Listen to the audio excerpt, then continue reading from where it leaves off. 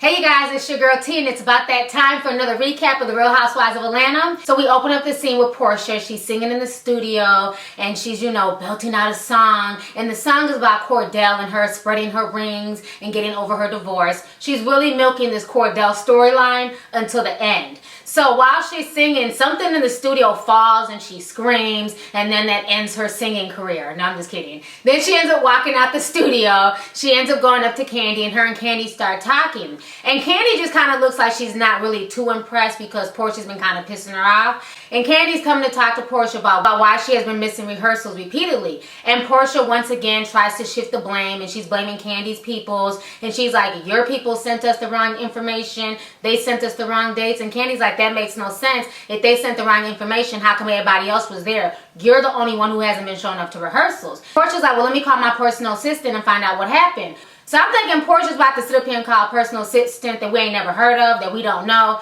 All of a sudden she gets on her phone and she's like, Lauren, Candy needs to talk to you. We need to figure out this whole scheduling thing. And I'm like, Lauren, ain't that your sister? I'm going to need you to hire a better personal assistant, okay? How did she go from being your sister all season long to not being your personal assistant? She must really be trying to get her sister Lauren to sit up there and hold a peach next season. So then Lauren tells Candy that she had just received the email and it said November. And Candy's like, you need to check it again because it says October. So Lauren ends up pulling up the email, and of course, Lauren is wrong. And then Lauren and Porsha end up having egg all over their face. And Candy was like, you know what, Porsha, I'm going to need you to get it together. I'm going to need you to be more professional. She's like, I'm going to need you to check your team, bitch, because y'all's the one fucking up, not my team. And so then Porsha's just sitting there looking salty and ditzy as hell. She promises Candy that she will be there on time for the next rehearsal. So moving on to the next scene. The next scene, Nene goes out to dinner. She's meeting up with her personal manager. This man has been managing her career for the past 5 years, and he's, trying to give Nene some ideas. He's bringing her some scripts, and she's saying that she's not reading the scripts and that, she's too good to just take anything. She claims that she's turned down $1 million roles, because they didn't fit her, that she's just not going to accept anything that's on the table. And we're all sitting there looking at Nene like, bitch, really? You have turned down roles? So you turned down $1 million role to do what? Dancing with the Stars? Really, ma'am? I'm going to need you to have several seats and get over yourself, because real actresses, real celebrities don't do bootleg shit like Dancing with the Stars, Real Housewives of Atlanta. That's what mediocre actresses do. They do reality TV. Real actresses are found on the big screen like Halle Berry, Angelina Jolie, Rosario Dawson, and several other people who are true actresses in the game. I'm going to need Nene to get over herself, seriously. Moving on to the next scene. So the next scene we have Cynthia, Bailey, and Peter. Cynthia is meeting up with Peter to talk about this whole situation that she heard on the blogs. She said that she was on the blogs and she heard that Bar 1 was going into foreclosure. And Peter's like, well, yeah, it's true. I've been paying the rent, but the people have not been paying their mortgage with the rent money that I've been sending them. My thing is this: how the hell do you allow your wife to find out some financial information via the urban blogs? How come Media Takeout and Gossip have more information on their finances than Cynthia does? I mean, this whole situation was just a disgrace. And she's sitting there looking like a lost puppy. And she's like, well, I would have appreciated if you'd have told me. These are the things that I feel like I need to know. And Peter's just brushing off her feelings, basically telling her in so many words to shut the fuck up and stop bothering him, and that he had the right not to tell her until he could figure out what was going on. And so then Cynthia's like, well, what do I say? What do I tell my mom? What do I tell all these people who are asking me questions? I had the media calling me. What do I say? And Peter's like, you don't tell them shit. It's none of their fucking business. And I'm like, he just talks to her crazy as hell. How do you not tell her what's going on for a whole year, that you know that this foreclosure is in process? You're not telling her nothing. And then when she asks you what she tell people, you get mad and tell her to tell them to shut the fuck up. I'm going to need Peter to get his life. This man, every season, ever since they've been on this show, every season this man has a vision. This man has these huge delusions of grandeur. He wants to open up a bar. He wants to upgrade the Bailey agency. He wants to do this. He wants to do that. He obviously has no business sense whatsoever. He needs to get some people on his team that are business savvy. He needs to hire an accountant. His finances have been in shambles since day one, and Cynthia still hasn't learned from that. Cynthia is still putting all her eggs in one basket, trusting Peter with their finances. The situation makes no sense whatsoever. And to be honest with you, I don't believe that Uncle Ben's Rice has been paying a damn thing. I think he's been taking that money and doing him. If anybody owns a business, especially a complex like that where they own 2 big businesses and they're renting them out, it makes no sense that they would be taking Peter's money and not paying the rent. You know, that to me just makes no sense. I believe that Peter has not been paying his bills and he's trying to shift the blame. And then when Cynthia asks him, well, what are we going to do? And then Peter says, what do you want me to do? I've been playing the lottery every week. Playing the lottery? That makes up for your finances? It's not like every time you play, you're going to win. You're spending more money on lottery tickets as opposed to saving money to figure out this financial crunch that you guys are in. Peter is seriously financially immature, and Cynthia needs to wake up before she ends up in the poorhouse running behind Peter. This whole situation is just ratchet as hell, and it makes no sense that a 53-year-old man does not know how to handle his finances and has no business savvy whatsoever. So moving on to the next scene. So in the next scene, this has to be the saddest part of the Real Housewives of Atlanta.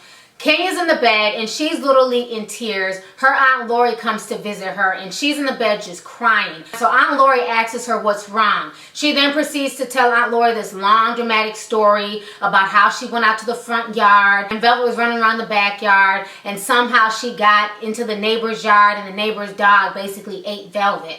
You know, and when she said that, she just broke down crying and snot was running down her face and she was just screaming and boo-hooing and Velvet's gone. She was my bestest friend in the world. So while she's crying and, you know, carrying on, her aunt then proceeds to tell her, well, maybe God, you know, took Velvet from you to prepare you for a baby. I'm like, what kind of ratchet advice is that? So God allowed her dog to be eaten to prepare Kenya Moore to get pregnant? You know, to be honest with y'all, when she was doing all that crying and boo-hooing, I really thought that she was going to say she miscarried her baby by her African prince. I was not expecting her to talk about Velvet. A lot of people have been mixed with this whole thing. I personally am not really buying it. Some people are saying that it's fake. Other people are saying that Kenya Moore would never fake anything like this. You know, my thing is Kenya Moore is an attention whore. When she first came onto this show, she pretended that she was in a serious relationship with Walter, and it ended up being a farce. Walter said that he was never in a relationship with her, and basically because of that fake relationship is how she got onto the Real Housewives of Atlanta.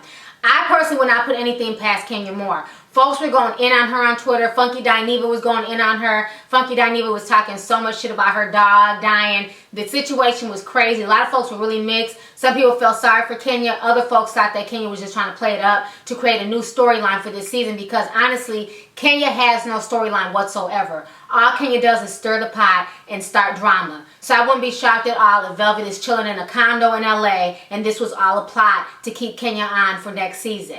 You know, if the dog really died, then okay, fine, I feel bad for her. But with Kenya's actions, everything about Kenya is just so suspect. And folks need to realize whenever there's a dog attack, especially when a dog attacks a small dog, it usually makes the news because a lot of people are animal lovers. A lot of people really care about their dogs. So how come there was no media coverage about this? Why didn't she send out any tweets when this first happened? Why didn't she talk about this beforehand that her dog had died? Why did she say this for the show? You know, I just find the whole situation funny that the cameras weren't there. These cameras literally capture everything. Hell, they captured Velvet taking a nice shit on Candy's steps. But you mean to tell me that there were no cameras there when Velvet got eaten by this dog? Nobody was there to catch anything. I'm not saying, you know, film her getting eaten, but how come that we didn't hear any screams? How come we didn't see the aftermath? Why didn't the cameras follow her to the veterinary clinic? Why didn't the cameras follow her when she broke down live on scene? Why did the cameras pick up while she was in the bedroom crying and her Aunt Lori was coming to see her? Like I said, the whole situation to me really seemed kind of fishy. If the dog really died, then I feel bad. You know, that's a horrible way to go out for a dog. But something about Kenya Moore is just really disingenuous. So I don't know if this is real or not.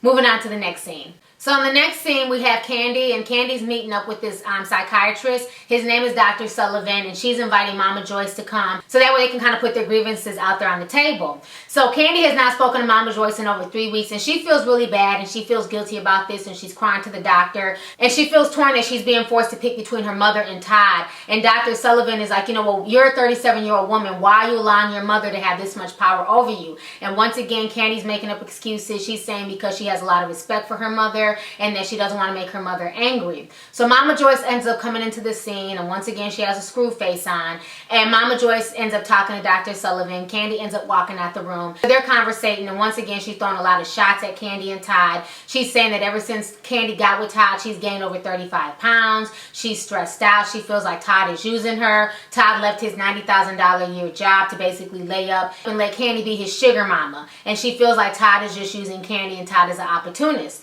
And you know, the doctor is telling, Mama Joyce that basically she needs to back off a bit and let Kandi make her own decisions because Kandi's grown. Then Kandi ends up walking back into the scene, and it's like, Kandi, Mama Joyce was just making headway. She's crying. She's talking about their brother that died. I think that Kandi shouldn't have interrupted this coaching session because once again, once Kandi walked back into the room, Mama Joyce put her defenses right back up, and we didn't get to see her really open up. So moving on to the next scene. The next scene we have Nene. She's meeting up with her designers to talk about her clothing line that she's putting out on the Home Shopping Network. So they're pulling out all these pieces, and she's bragging about how people are always telling her that she has a great fashion sense and they want to dress just like Nene.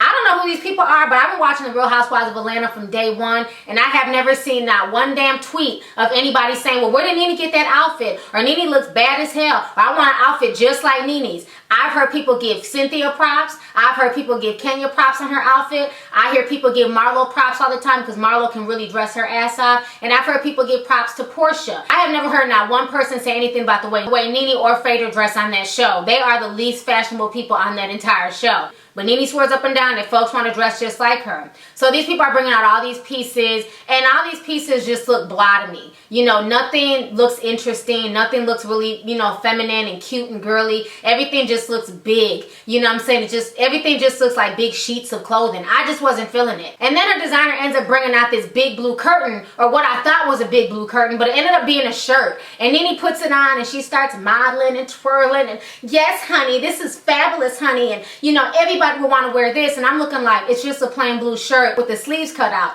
What is she so hyped about? You can buy that same shirt in the Misses section at Burlington Coat Factory. And I would suggest anybody who's interested in Nene's fashion to just go to the Misses section at Burlington Coat Factory and go get your shopping on there. You'll save a lot more money doing that as opposed to buying her fashion off of the Home Shopping Network. And I'm not throwing no shade. I just personally didn't see nothing interesting about her clothing line. It reminded me of She by Sheree. I didn't see nothing interesting about Sheree's clothing line either. Sheree's clothing line looked like some shit that you can get at any boutique or at any store at the mall. And that's what Nene's clothing line reminded me of as well. It reminded me of some damn She by Sheree, but instead of She by Sheree, this was No No by Nene. So anyways, moving on to the next scene. So in the next scene, we have Kenya. She invites Kandi and Cynthia to go out to lunch with her. She tells them that she has something that she needs to talk to them about. So Kandi and Cynthia get there, and they see Kenya, and she's looking really sad and melancholy. And they're like, what's wrong? You look, really sad and depressed. What's going on? So Kenya proceeds to tell them that Velvet died, that Velvet was killed.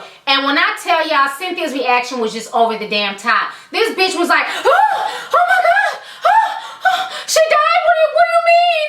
And then she jumps up and she goes to go hug Kenya and everything else. And I'm sitting here looking at this shit like, Cynthia, really, bitch, you didn't even have that same reaction when Nene called your husband a bitch the week before. You sat there stone-faced, quiet, scared, meek, and mild. But when Kenya tells you that her dog died, you damn near fell out your chair. I'm gonna need you to get your life with that damn over-exaggeration. You weren't even that damn shocked and upset when Peter told you that Bar 1 and the Bailey agency may be foreclosed. How the hell are you that pressed over a dog dying as opposed to your financial future? Cynthia's ditzy as hell. I mean, that whole scene made no sense whatsoever.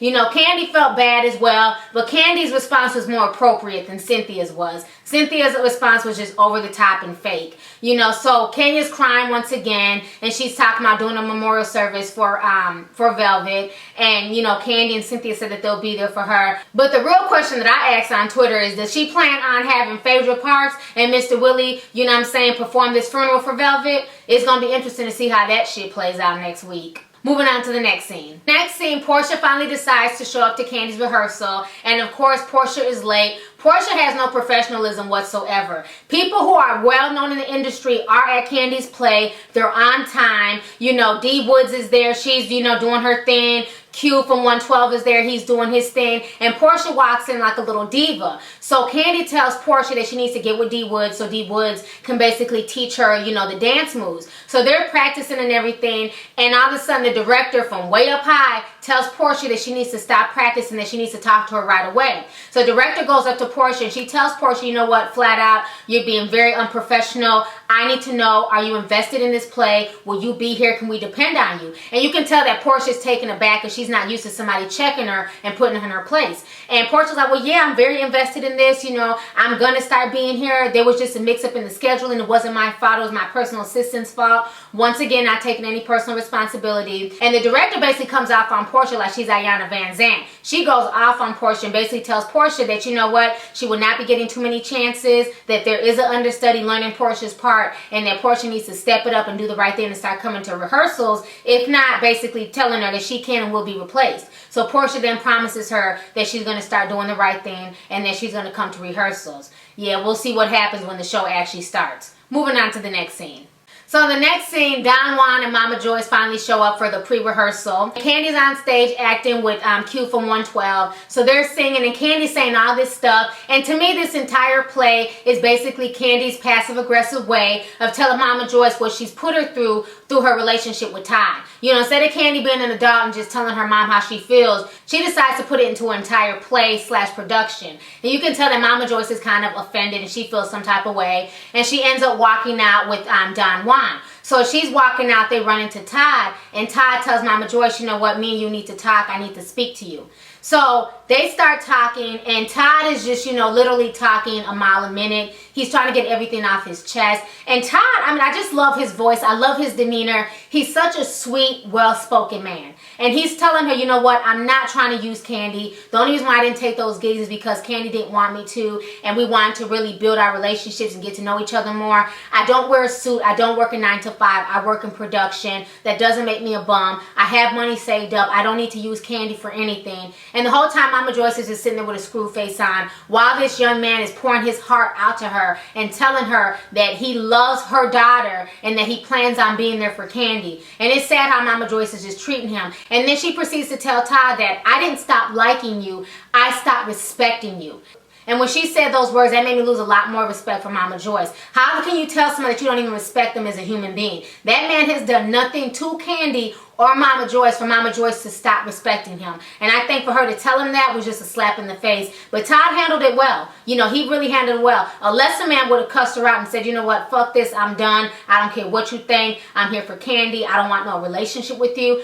But Todd still chose to take the high road and tell Mama Joyce that he hopes that one day Mama Joyce can love him in the same way that she loves Candy. So, you know, Todd is just an outstanding man. Todd and Candy recently got married, and I'm just really, really happy for them. I hope Candy finds the happiness that she so deserves. And she has a big heart and she has a good head on her shoulders, and I think her and Todd make a perfect match. So I'm happy for them, and I hope they end up having their baby boy that they so want. You know, you can't please everybody. I hope Mama Joyce eventually comes around, but if she doesn't, oh well. As long as Todd and Candy are happy, that's all that matters. So anyways, go ahead, leave a comment. Let me know your thoughts on this episode of The Real Housewives of Atlanta. And if you're not following, make sure you follow me on Twitter. I am @LovelyT. All right, deuces.